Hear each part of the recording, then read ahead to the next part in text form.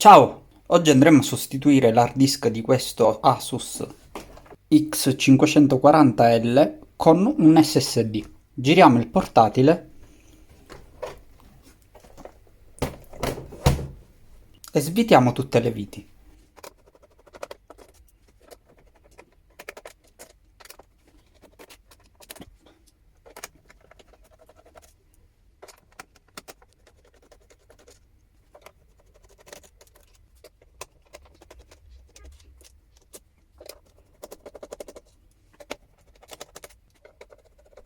Una volta svitate tutte le viti, riapriamo il portatile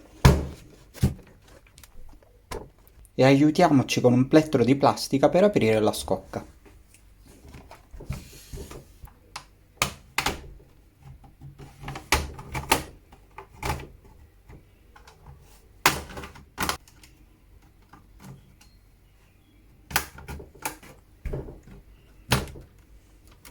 Una volta aperto, dobbiamo staccare quei due flat.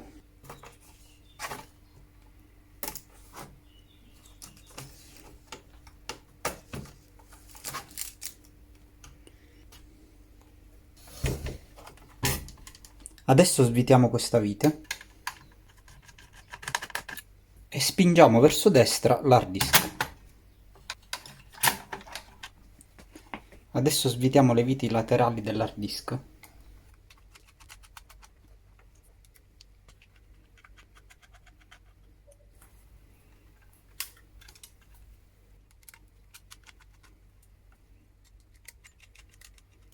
Mettiamo da parte l'hard disk vecchio e prendiamo il nostro SSD nuovo. Avvitiamolo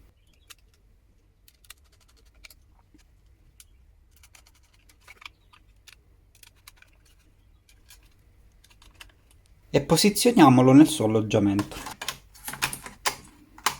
Riavvitiamo la sua vite. Ricolleghiamo i flat della parte superiore.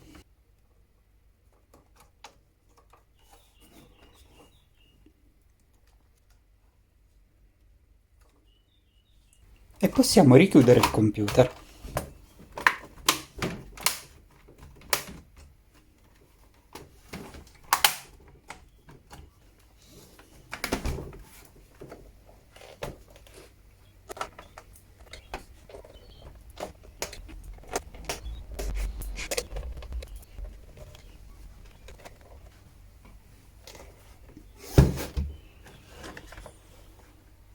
E così abbiamo finito il lavoro. Se il video ti è stato utile, iscriviti al mio canale e metti mi piace. Grazie per aver visto il video e alla prossima.